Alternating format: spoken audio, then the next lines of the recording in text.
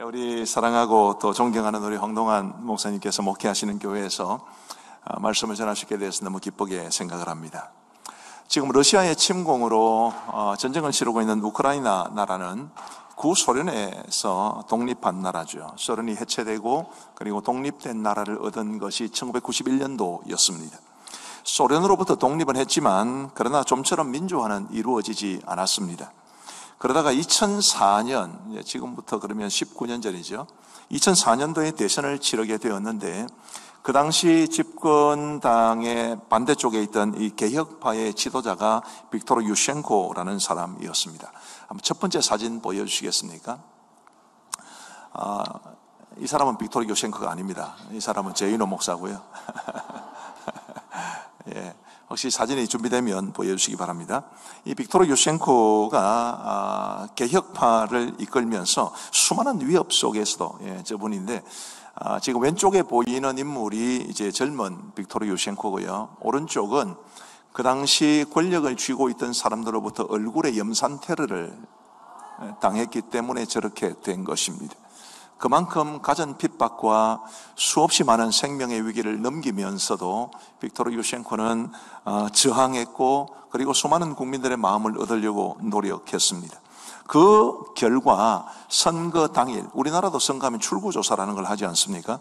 출구조사 결과로는 유셴코가 이제 10% 정도 앞서는 것으로 나타났습니다만은 우크라이나 정부와 그리고 국영TV는 이것을 완전히 조작해 버렸습니다.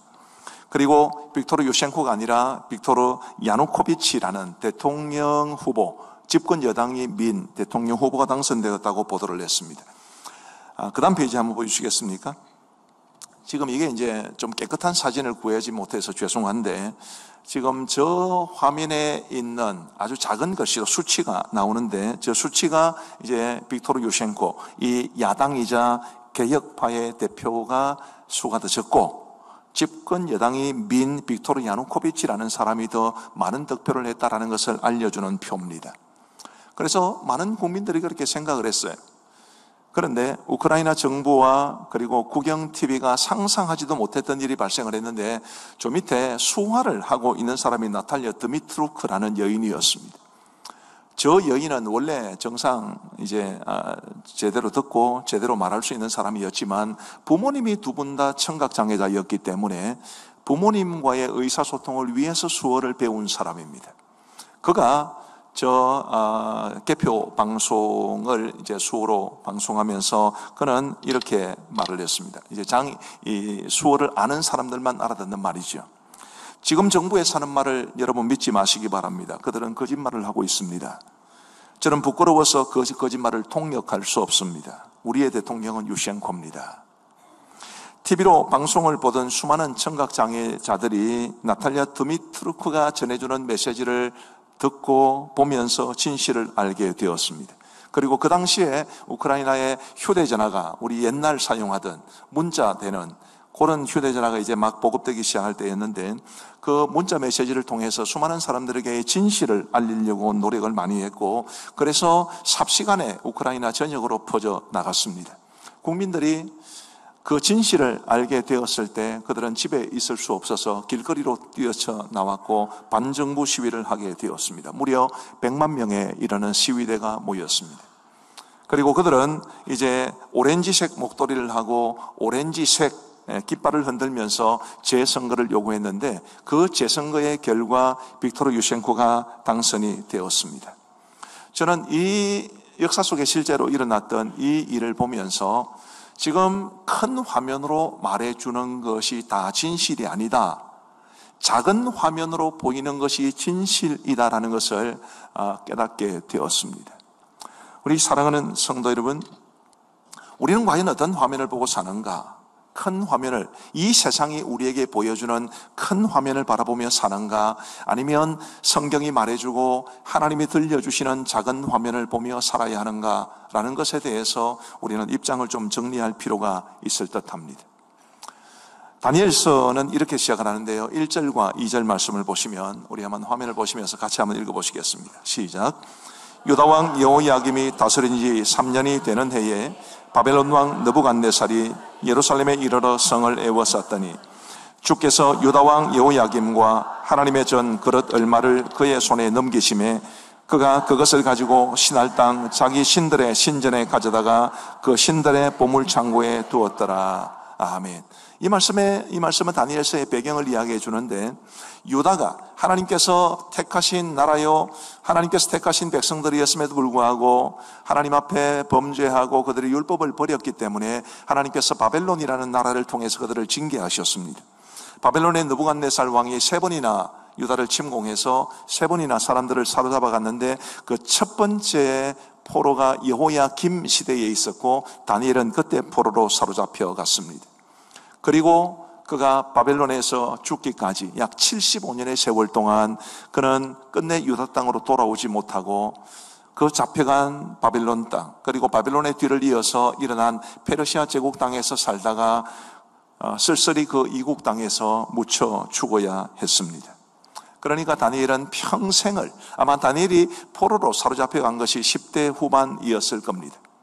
그때부터 평생 동안 그는 이방 세계가 보여주는 큰 화면을 바라보며 살도록 강요받은 것입니다. 그럼에도 불구하고 우리가 다니엘서 이야기를 알고 계신 분들이 많듯이 그는 결코 그 이방 세계가 보여주는 큰 화면에 사로잡혀 살지 않고 하나님이 보여주시는 작은 화면을 바라본 사람입니다. 저는 우리 함께하는 교회 모든 성도님들도 이 세상이 보여주는 커다랗고 화려하고 위압적인 그런 화면에 너무 주눅들지 마시고 하나님께서 성경을 통해서 우리에게 보여주시는 작은 화면, 오직 믿음의 눈으로만 볼 수 있는 그 작은 화면을 바라보며 살아갈 수 있게 되기를 간절히 바랍니다. 다니엘이 보았던 큰 화면에는 뭐가 있었을까요? 한번 생각해 보십시다. 다니엘이 눈 뜨면 바벨론 사람, 바벨론이 무너지고 난 다음에는 페르시아 사람, 늘 이방인들만 보였습니다. 그들의 문화가 보였습니다. 그들의 종교가 보였을 것이고 그들의 사회 체제가 보였겠죠. 굉장히 화려한 그 사회가 보였을 겁니다. 이제 그런 이 다니엘이 바라보았던 그 나라의 상황들, 또 다니엘이 처한 상황들을 큰 화면이라고 본다면 확실히 작은 화면이 진실을 말해주는 것 같지 않습니까? 이제 그 다니엘이 바라보았던 큰 화면을 몇 가지로 정리를 해보면 의외로 우리와 굉장히 비슷하다라는 것을 발견하실 수 있을 겁니다. 다니엘이 바라본 큰 화면에는 무엇이 있었을까요? 우선은 현실적인 어려움이라는 게 있었습니다.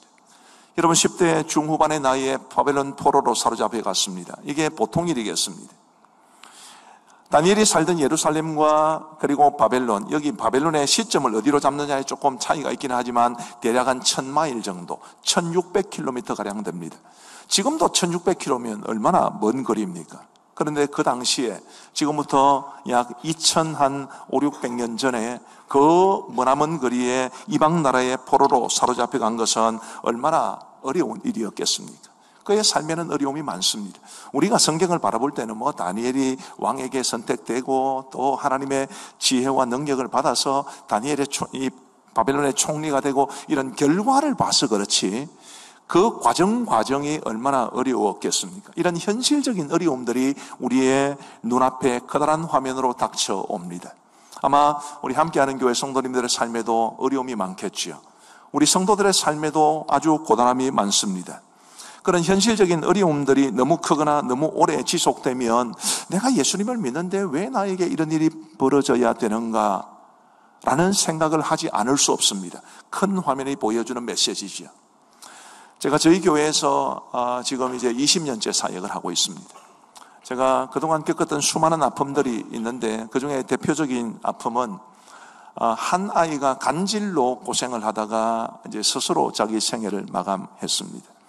걔가 죽었을 때가 26인가 27살인가 남자애였어요.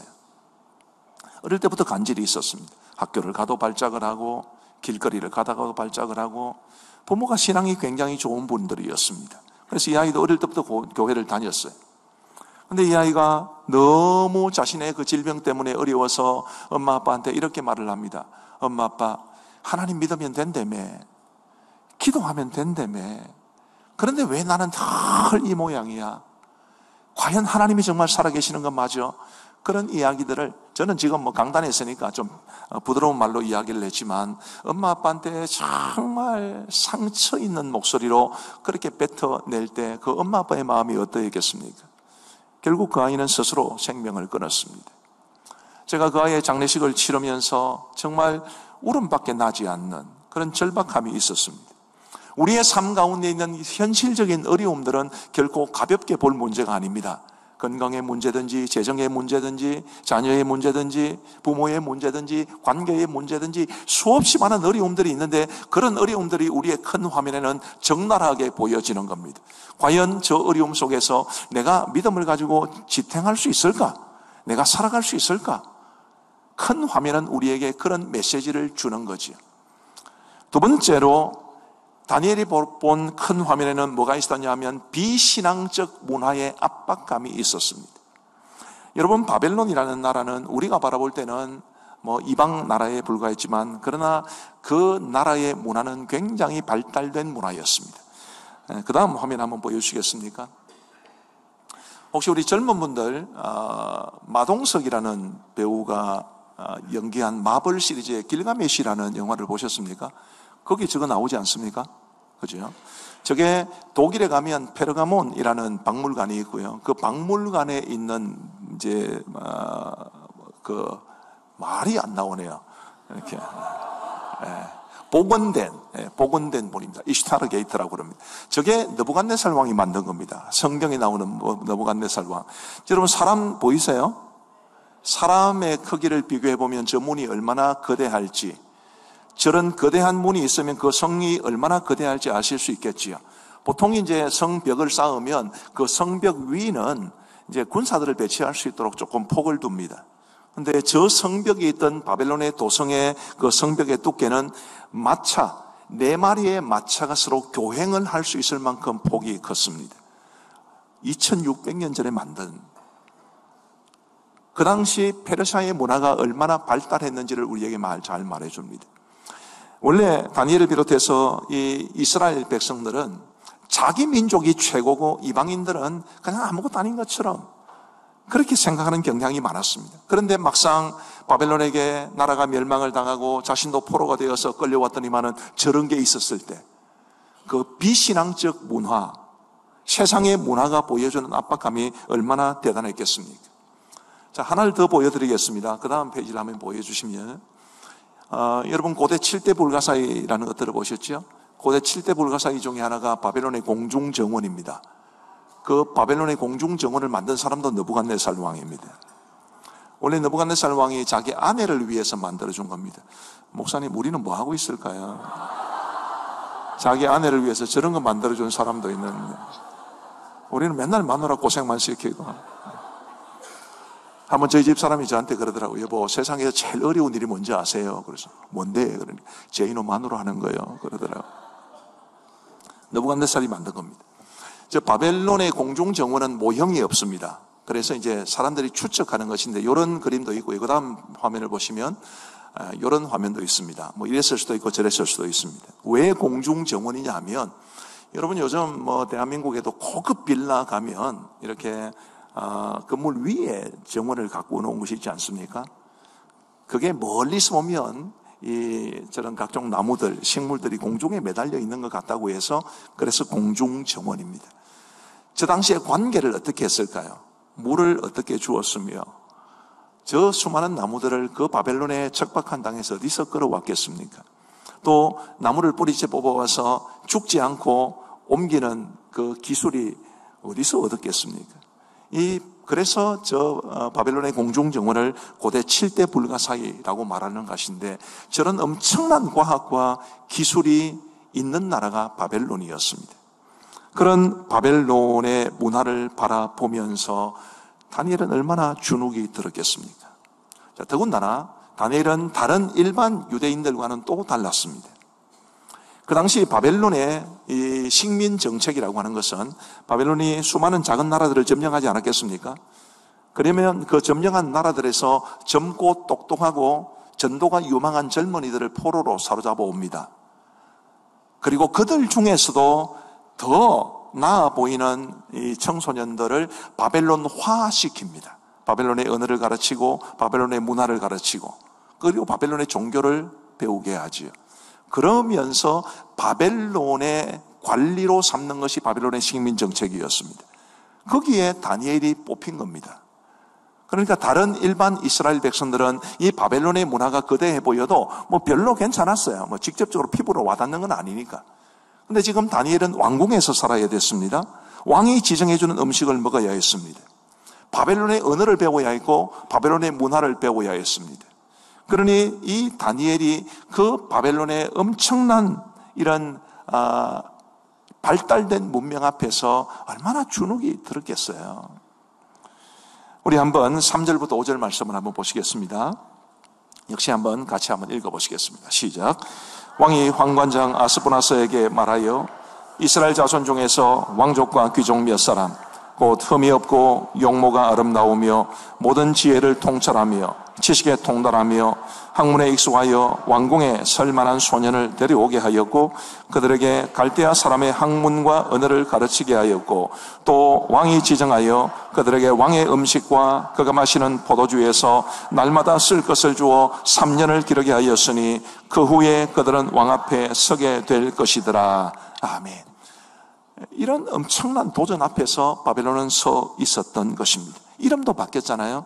다니엘은 벨드사살로. 우리 흔히 어릴 때부터 신앙생활을 해오셨던 분들은 사드락, 메삭, 아벳느고 이런 이름 많이 들어보셨을 겁니다. 원래 그들의 이름은 하나냐, 미사엘, 아사랴였습니다. 좋은 이름이죠. 다니엘이라는 이름은 하나님이 나의 재판관이시다라는 뜻입니다. 그가 벨드사살이라는 이름으로 바뀌었는데 그 바벨론 사람들이 섬기는 신 중에 벨이라는 신이 있었습니다. 벨이 나의 보호자다. 그런 뜻이 벨드사살입니다. 이름 자체가 굉장히 이교적이에요. 하나냐, 미사엘, 아사랴. 아사랴라는 뜻은 여호와의 종이라는 뜻입니다. 그런데 그가 아벳느고가 되었는데 느고라는 바벨론의 신의 종이라는 뜻입니다. 이름조차도 그렇게 바뀌었어요. 마치 우리나라가 일제시대 때 창씨개명 당하듯이 그들이 이름이 바뀌었지만 그냥 보통 이름이 아니라 바벨론의 종교가 묻어있는 그런 이름으로 바뀐 겁니다. 그러니 얼마나 힘이 들었겠습니까? 우리 사랑하는 성도 여러분, 오늘 우리도 이 세상의 문화가 발달하면 발달할수록 사실 그리스도인들이 주눅이 듭니다. 세상은 얼마나 발달해 가는 것 같은데 우리는 늘 이 정도인 것처럼 우리 함께하는 교회도 예배당 정말 멋지게 지었습니다만은 요즘 잘 나가는 잘 지은 건축물들 보세요. 미안합니다만은 잽이 안 됩니다. 우리 교회도 잽이 안 돼요. 얼마나 거대한지. 저는 고향이 경남 거창입니다. 대학을 서울에서 나왔는데 서울에 처음 갔을 때 이제 촌놈들이 되게 하는 이제 그 관례처럼 하는 게 있어요. 서울의 유명한 백화점 돌아보기. 제가 87년도에 서울 가서 서울 신세계백화점 본점에 갔는데 눈이 확 뒤집어지더라고. 여기저기 한번 돌아보는데 화장실이 좀 가고 싶었습니다. 그래서 이제 어디지 못 찾겠더라고요. 그래서 일하는 직원한테 제 나름대로 서울말로 물어본다고. 저기 아가씨 요대 화장실이 어디예요? 그랬더니 그 아가씨가 요대 화장실이 뭐예요? 그렇게 묻더라고요. 아저씨 서울대 앞에 불어주세요. 택시를 탈 때는 그렇게 이야기했습니다. 그렇게 엄청나게 발달한 그 당시에 신세계백화점 거기 땅값이 한 평에 1억이었습니다. 87년도에. 엄청난 이 이방의 문화 앞에 우리 그리스도인들이 지금도 주눅이 듭니다. 예나 지금이나. 과연 우리의 믿음은 이런 화려하고 거대해 보이는 세상 속에서 무슨 의미가 있는가? 고민하지 않을 수 없죠. 그런 게 큰 화면으로 우리 앞에 닥치고 있는 위협이요 메시지인 것입니다. 세 번째로 하나님은 과연 믿을 수 있을 만큼 전능한 신인가? 이런 의심이 그 큰 화면에는 있었을 겁니다. 왜냐하면 고대 사회에서는 A라는 나라와 B라는 나라가 서로 전쟁을 하면 사람들만의 전쟁이라고 생각하지 않았습니다. A라는 나라의 사람들이 섬기는 신과 B라는 나라 사람들이 섬기는 신들의 싸움이라고 생각했어요. 대표적으로 다윗과 골리앗을 보면 알 수 있습니다. 다윗이 나는 살아계신 여호와 만군의 하나님의 이름으로 너에게 나아가노라. 그러죠, 그죠? 골리앗은 어떻게 했습니까? 자신이 섬기는 신의 이름으로 다윗을 저주하고. 사람과 사람끼리의 싸움이 아닙니다. 군사 대 군사끼리의 싸움이 아닙니다. 신과 신끼리의 싸움입니다. 그런데 누가 이겼어요? 바벨론이 이긴 겁니다. 그럼 바벨론 사람들이 섬기는 신이 더 큽니까? 여호와 하나님이 더 큽니까? 바벨론 사람들이 섬기는 신이 더 커 보이죠. 그러니 바벨론 포로로 사로잡혀 갔을 때 과연 내가 섬기는 하나님은 바벨론 사람들이 섬기는 신보다 더 크신가? 그런 의문점을 품지 않을 수 없었습니다. 지금도 세상은 우리에게 큰 화면을 보여주면서 말합니다. 야, 너희가 섬기는 하나님이 진짜 전능한 하나님 맞냐? 그 하나님이 너희를 책임져 줄 수 있냐? 그 하나님 너희 늘 믿고 의지한다고 그러는데 그 하나님께서 정말 너희들에게 도움을 실제적으로 주고 있냐? 이런 메시지가 끊임없이 우리를 향해 딱 주오고 있습니다. 큰 화면이 보여주는 메시지인 겁니다. 다음으로 교회와 목회자와 성도들에 대한 실망감도 큰 화면에는 있습니다. 왜 유다 백성들이 바벨론에 의해서 전쟁에 지고 다니엘을 비롯한 수많은 사람들이 포로로 사로잡혀 왔습니까? 타락했기 때문이죠.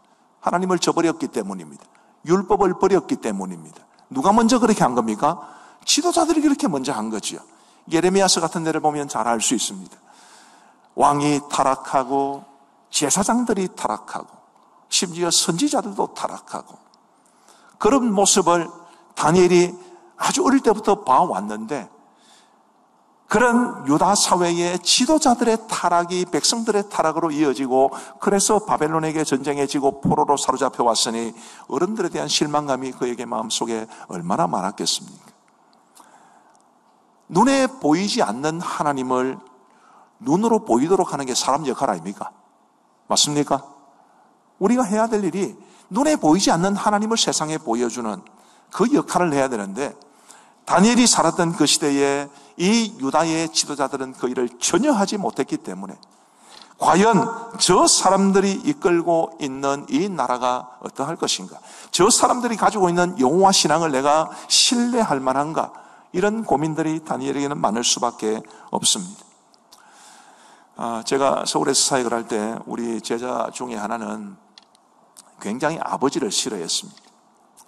아버지가 왜 이 아이가 아버지를 싫어했느냐 하면 늘 공부 못한다고 구박을 해서 그래요. 얘가 연세대를 나왔습니다. 연세대 들어갔다고 공부를 못한다고 구박을 많이 했어요. 아마 그럴 수밖에 없습니다. 아버지는 서울대에 나오셨고요. 한국의 원자력공학의 아주 권위자였습니다. 누나가 하나 있었는데 누나는 서울대 나오고 미국의 아이비리그 중에 하나인 콜롬비아 대학에서 박사학위를 받았습니다. 연세대는 껌이죠. 죄송합니다. 연세대 혹시 그 가정에서 보기에는 그렇다 이 말이죠. 늘 구박을 받았습니다. 얘가 늘 구박을 받으면서 살아서 아버지에 대한 감정이 되게 안 좋았습니다. 아버지가 장로님이었어요. 장로님들 죄송합니다. 이 교회 장로님들 안 그러실 줄 알고. 얘가 이제 너무 마음이 힘드니까 대학에 들어가서 공부는 안 하고 이제 연극에 또 심취했습니다. 그러면 아버지가 좋아하셨을까요? 공부도 못하는 게 이런 거 한다고. 그렇게 또 아이를 몰아갔습니다. 이 아이의 마음에 상처가 너무 많아요. 아이는 저한테 이렇게 이야기했습니다. 목사님, 저는 우리 아빠가 계신 곳이라면 그 어디든 안 갑니다. 그곳이 천국이라 해도 나는 안 갑니다. 그러더라고. 참 얼마나 가슴이 아픈지.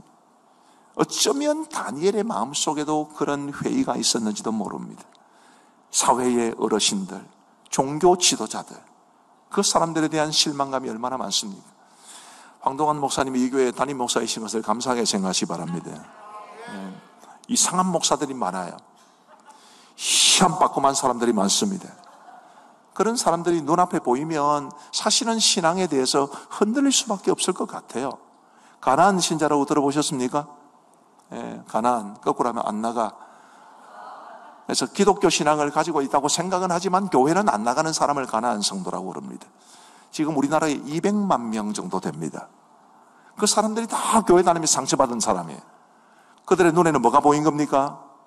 덕스럽지 못한, 믿음대로 살지 못하는 어른들이 큰 화면에 보인 겁니다.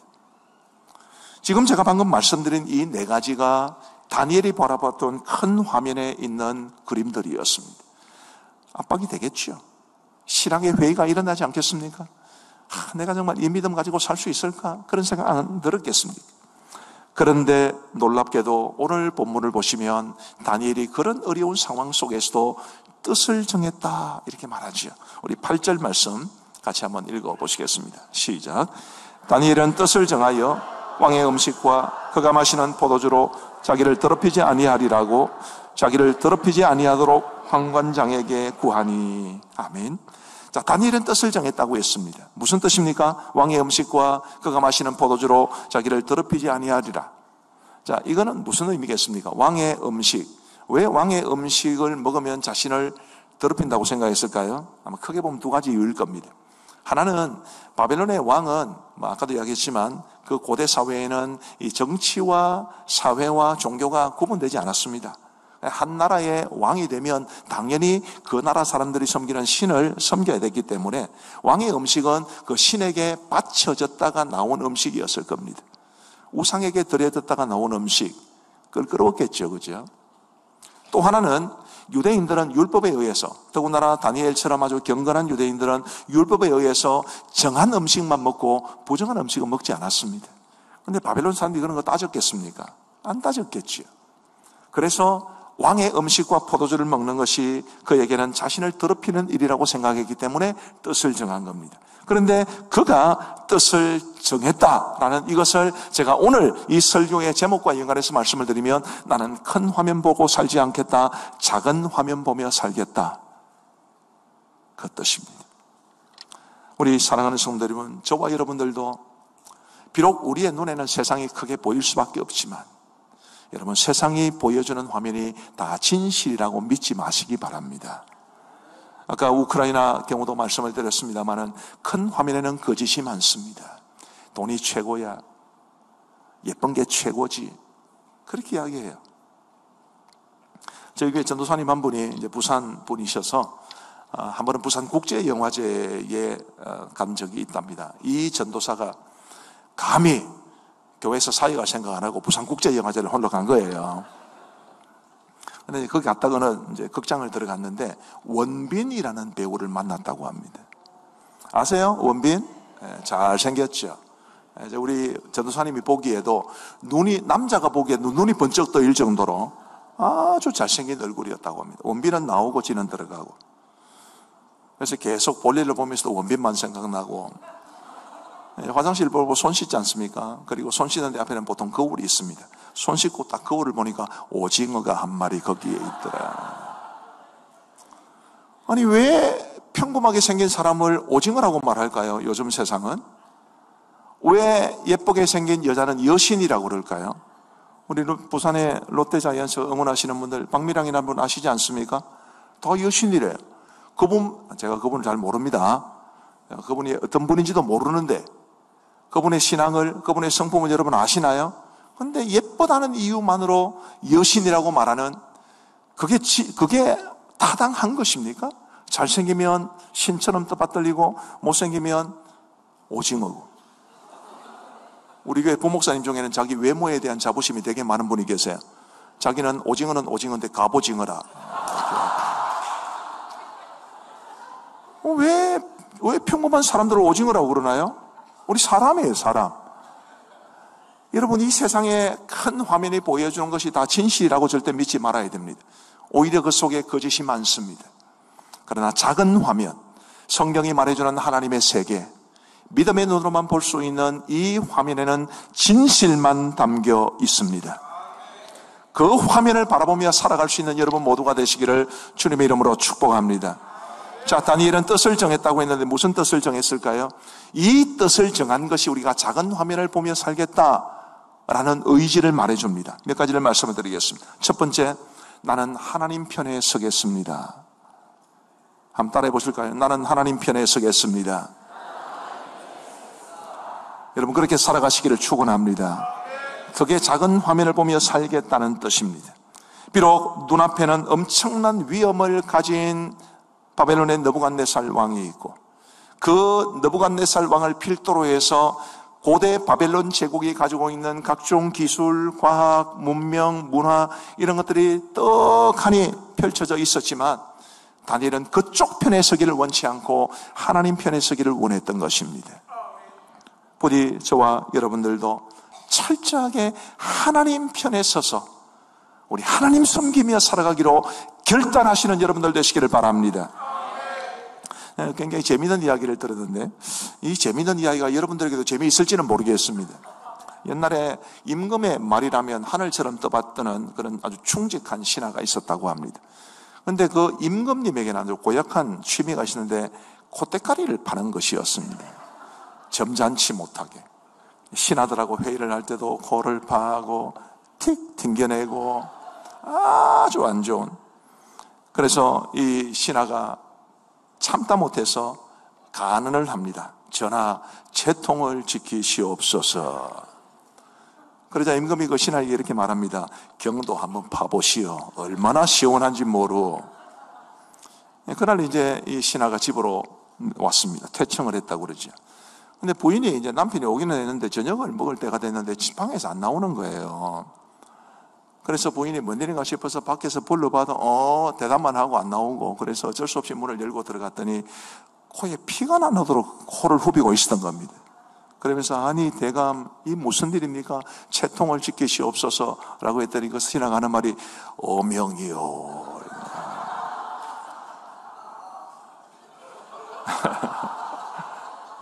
뭐 충청도 사람들은 집에 가서 웃는다고 그러니까 뭐 그런 경우도 있으니까요.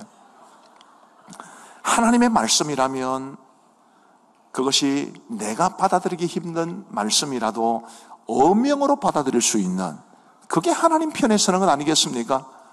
세상에 우리에게 귓속말로 말해주는 것들, 우리의 마음을 혹하게 만드는 것들, 그런 말 많이 합니다. 다 큰 화면에서 보이는 겁니다. 그러나 우리 하나님께서는 우리에게 말씀을 통해서 당신의 그 신실한 뜻을 알려주시는데 그 말씀 붙잡고 살겠다. 나는 하나님 편에 서서 살겠다. 그 결심, 그 결단이 저와 여러분 모두에 있게 되기를 우리 주님의 이름으로 축복합니다.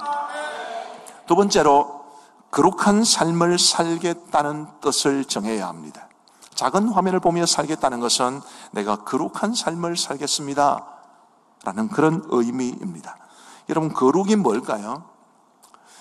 우리 교회 예전에 찬양인도 하시던 목사님 한 분이 늘 이렇게 마치 뭐라 하나요? 습관처럼 우리 거룩한 손을 들고 찬양합시다 그러세요.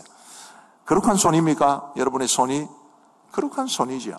왜냐하면 원래 거룩이라는 말이 가지는 가장 근본적인 의미는 하나님을 위하여 성별된, 구별된 이런 뜻입니다. 세상의 흐름에 휩쓸리지 아니하고 세상이 보여주는 그 커다란 화면에 취하지 않고 우리 하나님을 위해서 세상 사람들과는 구별된 삶을 살겠노라는 그런 의지와 결심이 내가 작은 화면을 바라보며 살겠습니다 라는 그런 의미인 것입니다. 우리 사랑하는 성도 여러분, 오늘날 이 시대의 수많은 그리스도인들이 목사님들도 마찬가지입니다만은 정말 하나님을 위하여 구별된 삶을 살아갈까? 뭔가 좀 다른 삶을 살아갈 수 있지 않을까? 오늘 저 집사람한테 들은 이야기입니다. 저 집사람이 이제 얼마 전에 다리미질을 하다가 여기 되었어요. 그래서 이제 참고 있다가 자꾸 아파서 이제 화요일인가 이제 병원을 갔습니다. 화요일 병원을 가서 제가 이번 한 주간 동안 선교지에 왔다가 오늘 오전에 왔기 때문에 저한테 뭐 그런 이야기를 안 했는데 오늘 저한테 만나서 이야기를 하는 게 이 말입니다. 내가 큰 실수를 했습니다. 그러면서 이야기를 하는 게, 병원에 갔더니 또 어떤 아주머니 한 분이, 그분은 다리를 전부 다 화상을 입어가지고 그렇게 이제 오신 거예요. 차도 없이 택시를 불러서 오셨다고 합니다. 근데 그 병원에서 그분이 이제 사시는 집까지는 꽤 먼 거리고, 원래 병원 가면 처방전 받아 약을 이제 받아서 가야 되잖아요. 근데 그 약국까지 가기에도 이분의 발걸음이 쉽지가 않은 발걸음이었습니다. 그래서 이 사람이 이제 좀 도와주고 싶은 마음에 제가 약을 타드리겠습니다. 그래서 이제 처방전을 가지고 직접 약국에 가서 그리고 다시 와서 약 전해드리고, 집이 어디예요? 물어보니까 그 병원에서 한 5km 정도 떨어진 곳에 있었습니다. 마침 저희 집 사람이 이제 마티즈라는 작은 차를 가지고 있습니다. 그래서 제가 태워다 드려도 되겠습니까? 그래서 태워줬대요. 우리 집 사람이 이제 실수를 했는지 모르겠다라고 말을 한 것은 혹시 사고 나면 이제 덤태기를 써야 되니까 그것 때문에 한 건데, 저는 뭐라고 말을 했을까요? 잘했어요. 정말 잘했어요. 뭐 사고 나면 뭐 책임져야지요. 그러나 우리가 그리스도인으로서 이 세상을 살아가면서 한 사람에게라도 더 친절을 베풀고 한 사람에게라도 더 웃어주는 것 얼마나 좋은 일입니까? 사실은 오늘 이제 아침에 제가 집에 도착을 해가지고 우리 집사람을 보면서 한번 콕 안아주었습니다. 콕 안아주었더니 우리 집사람 하는 말이 더워요 그러더라고요. 좋다 해야지 남편이 일주일 만에 와가지고 안아주는데 덥다니. 그 이야기 끝에 이제 그 이야기를 해주었습니다. 우리 사랑하는 성도 여러분, 지금 이상한 소리 내지 마시고 좀 주를 위해서 성별된, 구별된. 세상 사람들은 안 웃어도 우리는 좀 웃고, 세상 사람들은 죄를 지어도 우리는 좀 안 짓고, 세상 사람들은 거짓말 밥 먹듯이 하고 살아도 우리는 좀 그렇게 하지 않고 진실을 지키고, 세상 사람들은 다 요즘은 자기 남편이나 자기 아내 말고 또 다른 배우자급의 어떤 남자나 여자를 두는 게 보통이라면서요. 왜 그리스도인들은 그렇게 사서는 안 되죠? 성별된 삶을 살아야 합니다. 나는 하나님을 위해서 거룩하게 살겠습니다. 그런 고백이 저와 여러분들에게 있게 되기를 간절히 바랍니다. 제가 아는 한 권사님은 교회에서는 너무 신앙생활을 잘하는 것 같아 보였는데 며느리를 참 힘들게 하는 분이었습니다. 그 며느리가 우리 집사람 친구여서 제가 잘 압니다. 근데 얼마나 며느리를 힘들게 하는지, 이제 서울에 사시고, 그분은 저 시골에 사시는데 경남 어딘가에 삽니다. 명절마다 이제 내려오면은 보통 이제 시가 먼저 갔다 그다음에 이제 친정 가고 그러지 않습니까? 친정은 안 보내줘요. 끝까지 딱 서울 갈 시간과 거리를 계산해 가지고 친정 못 들릴 정도의 시간에 보내줍니다. 못돼 처먹었어요. 아무리 생각해도. 근데 그 여자분, 우리 집사람 친구가 사는 친정이 시댁에서 얼마 떨어져 있냐? 5km 떨어져 있습니다. 5km. 그래서 어쩔 수 없이 끝까지 남아있다가 잠시 집에 가서 엄마 얼굴 보고, 이게 권사 며느리가, 우리 함께하는 교회는 권사님 안 그러신 줄 알고, 말씀드리겠습니다. 제가 한번 제 집사람한테 그 이야기를 듣고, 제 집사람도 기가 차니까 저한테 이야기한 거예요. 그냥 물어봤습니다. 그래, 그 권사님이 무슨 이유가 있지 않겠나? 이유가 뭐다 돼? 그렇게 물어보니까 아마 직접 물어본 모양입니다. 친구에게. 그랬더니 하는 말이, 혼수를 너무 작게 가지고 와서 세상에 다른 것도 아니고 혼수 적게 가져왔다고 그렇게 애를 먹이고. 자, 세상 사람들은 그럴 수 있습니다. 우리 그리스도인들은 좀 안 그래야 안 되겠습니까? 하나님을 위하여 구별된, 좀 세상 사람들과는 다른, 우리 모두가 작은 화면을 바라보면서 그렇게 살아갈 수 있게 되기를 주님의 이름으로 축복합니다. 세 번째로, 우리가 작은 화면을 보며 살겠다는 것은 믿음을 위해 손해보는 것을 감수하겠다. 믿음을 위해 손해보는 것을 감수하겠다. 이런 결단을 갖는 것이 작은 화면을 보며 살아가는 것입니다. 여러분, 다니엘이 자신이 아무리 뜻을 정한다 하더라도 그게 쉽게 되겠습니까? 환관장 아스보나스라는 사람이 있었습니다. 그 사람의 허락도 받아야 됐고요. 그 환관장 아스보나스가 나눈 대화가 이제 다니엘서 1장 후반부에 나오는데, 이 환관장도 자기 마음대로 할 수 없잖아요. 왕이 시킨 건데. 만약에 왕의 진미와 포도주를 마시지 않고 이 다니엘과 세 친구들이 원하는 대로 풀만 먹고 살면, 채식만 하면, 그 얼굴이 좋지 못하면 어떤 벌을 받을지 모릅니다. 하나님께서 우리가 다니엘에게 어떻게 해주셨는지 결과를 알기 때문에 우리는 잘 알고 있지만, 그래도 여러분, 이게 고기 먹은 사람하고 채식 먹은 사람하고 다르잖아요. 제가 지금은 조금 날씬해졌습니다만 제가 한때는 몸무게가 104kg까지 갔던 사람이에요. 제가 우리 교회 남자 성도님들한테 가끔 그렇게 이야기합니다. 사나이로 태어나서 세 자리 한 번은 하고 와야지, 맨날 그 두 자릿수만 있어 쪼잔하게 살지 마시라고. 제가 하는 소리입니다.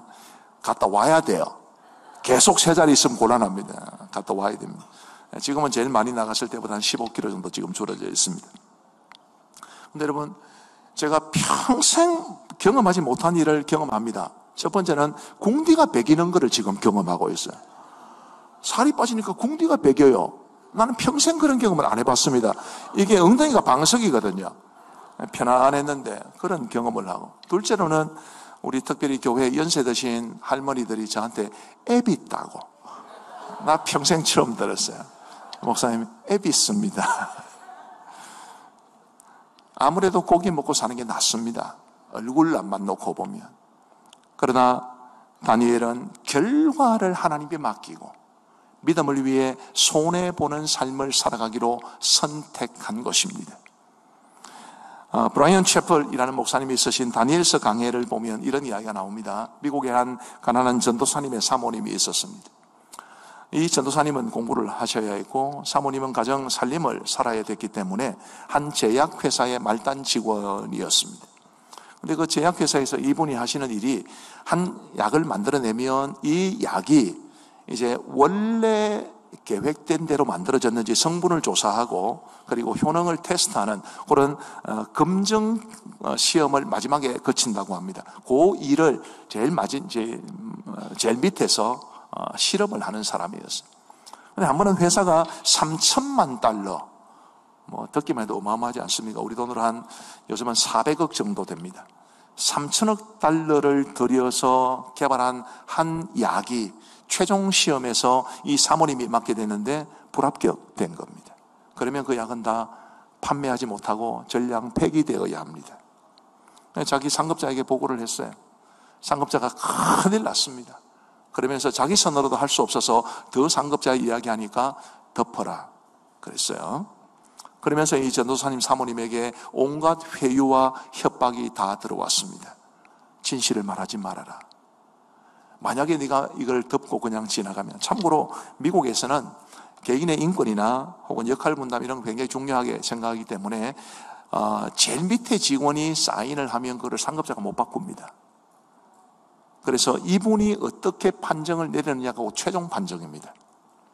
그래서 온갖 회유, 온갖 협박, 이거를 덮어주면 승진도 시켜줄 거고 연봉도 더 많이 줄 거고 협박도 했습니다.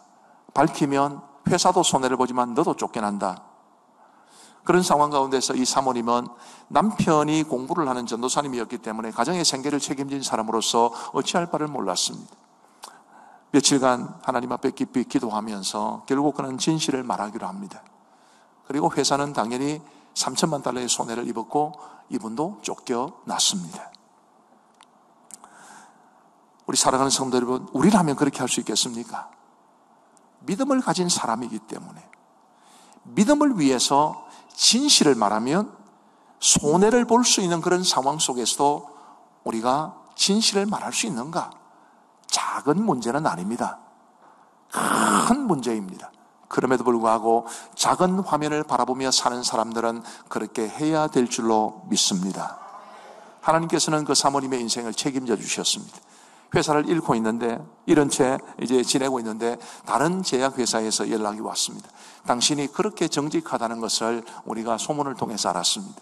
우리 회사에서 경력직원으로 채용할 테니까 우리한테 오시기 바랍니다. 그러면서 예전에 회사에서 받던 연봉의 몇 배나 되는 돈을 받으며 좋은 곳으로 점프했습니다. 그러나 그 결과가 좋지 않더라도 과연 우리는 그럴 만한 용기가 있을까? 있어야 되는 걸 말하는 거지. 믿음을 위해서 정직하게 말하면 손해를 보는 한이 있더라도 그래도 하나님 기뻐하시는 대로 살겠다. 그것이 바로 작은 화면을 바라보며 살겠노라는 결단입니다. 부디 여러분 모두에게 이런 결단이 있기를 축원합니다. 마지막 네 번째로 오직 하나님만 의지하며 살겠습니다. 그런 결단이 있어야 합니다. 여러분, 다니엘이 바보가 아닙니다. 다니엘이 총명했기 때문에 바벨론의 왕궁에 뽑힌 겁니다. 대단히 총명했을 겁니다. 그가 하나님을 의지하지 않았다면 어떻게 이런 일을 할 수 있었겠습니까? 하나님을 의지했기 때문에 가능했던 거였지. 큰 화면, 세상이 보여주는 큰 화면에는 하나님 보이지 않습니다. 그러나 작은 화면에는 하나님이 보입니다. 그 하나님을 바라보고 하나님을 의지하며 살아가는 것, 그것이 우리 그리스도인의 삶이어야 할 줄 믿습니다. 여러분, 1992년에 열렸던 바르셀로나 올림픽 기억나십니까? 누가 생각이 나시나요? 몬주익의 영웅이라는 황영조 선수가 생각나시는 분이 있으면 이제 우리하고 비슷한 세대일지 모릅니다. 우리나라 사람들은 황영조를 생각하겠지만 영국 사람들은 이 바르셀로나 올림픽이라면 전혀 다른 사람을 떠올립니다. 바로 데렉 레드몬드라는 영국의 400m 이제 선수였어요. 지금 화면에 보이시는데 저 데렉 레드몬드가 400m 중결승에서 아주 촉망받는 금메달 후보였습니다. 그런데 출발 총성과 함께 뛰어나갔습니다마는 저렇게 쓰러졌습니다. 햄스트링 부상이 찾아온 겁니다. 400m는 40몇 초 안에 끝나는 승부이기 때문에 저렇게 한번 넘어지면 끝입니다. 그럼에도 불구하고 데렉 레드몬드는 메달의 꿈은 이제 포기를 해야 되지만 그래도 나라를 대표해서 나간 운동선수였기 때문에 완주는 해야 되겠다. 그런 마음으로 그는 다시 일어나서 몇 발짝 걷습니다만 또 쓰러지고 또 쓰러지고 또 쓰러지고 결국에는 기어서 갑니다. 여러분 맨살로 저 트랙을 기어서 가면 무릎이 얼마나 상하겠습니까? 그런데 그때 상상하지 못한 일이 일어났습니다. 관중석에서 그 아들의 경주 모습을 바라보던 아버지 짐 데레몬드가 그 트랙으로 뛰어든 겁니다. 원래는 그렇게 하면 파울입니다. 외부인이 트랙에 들어올 수 없습니다. 그러나 이미 경기는 다 끝났고 짐 레드몬드는 아들을 부축해서 끝내 결승선을 통과하게 됩니다. 지금 저 화면이 바로 그 화면입니다. 저는 바르셀로나 올림픽 당시 있었던 이 사건을 보면서 우리 하나님이 그런 분이시다. 우리가 현실의 문제로 어려움을 겪고 작은 화면을 바라보면서 살려고 몸부림칠 때 우리가 정말 견딜 수 없어 쓰러지면 하나님 개입하시는 분이시다. 하나님 우리를 도우시고 우리에게 힘을 주시고 비록 우리 눈에 보이지 않지만 하나님은 우리 인생 레이서에서 우리와 함께하는 분이시다. 깊이 깨달았습니다. 우리 사랑하는 성도 여러분, 하나님은 지금도 살아계시지요. 작은 화면은 그걸 말해줍니다. 큰 화면은 절대로 말해주지 않습니다. 작은 화면이 말해주는 우리 하나님은 우리를 도와주시고 우리가 주를 의지할 때, 하나님을 의지할 때 우리를 도와주시는 분이십니다. 부디 그 하나님을 의지하며 살아가시는 여러분 모두가 되시기를 우리 주님의 이름으로 축복합니다. 이제 말씀을 맺겠습니다. 우리 사랑하는 성도 여러분, 우리가 육신의 눈으로 보는 세상은 너무나 큰 화면입니다. 화려하지요. 위압적이지요. 과연 우리가 설 자리가 있을까 싶을 만큼 굉장히 우리를 주눅들게 하는 게 큰 화면입니다. 그러나 그 큰 화면을 여러분 다 믿지 마십시오. 거짓이 많습니다. 마치 넓은 문으로 가게 되면 멸망으로 가듯이 큰 화면 바라보고 살면 우리 하나님이 원하시는 곳에 이를 수 없습니다. 작은 화면, 성경이 말해주는 작은 화면, 오직 믿음의 눈으로만 볼 수 있는 그 작은 화면, 우리 그 작은 화면 바라보며 살아갈 수 있게 되기를 우리 주님의 이름으로 축복합니다. 기도하시겠습니다. 하나님 아버지 감사합니다. 우리 주님 사랑하시는 함께하는 교회를 세우시고 우리 황동환 목사님 보내셔서 목회 잘 할 수 있도록 도와주시니 감사합니다. 아버지 하나님, 우리 목사님의 목회 위에 함께 하시고 당회가 늘 주님의 은혜 가운데 평안하게 하시고 온 성도들이 작은 화면 바라보며 오직 하나님 붙잡고 살아갈 수 있도록 은혜를 베풀어 주옵소서. 이제 우리 성도님들 함께 기도하실 겁니다. 그 기도가 하나님 앞에 상달될 수 있도록 역사하여 주옵소서. 감사하오며 예수님 이름으로 기도하옵나이다. 아멘.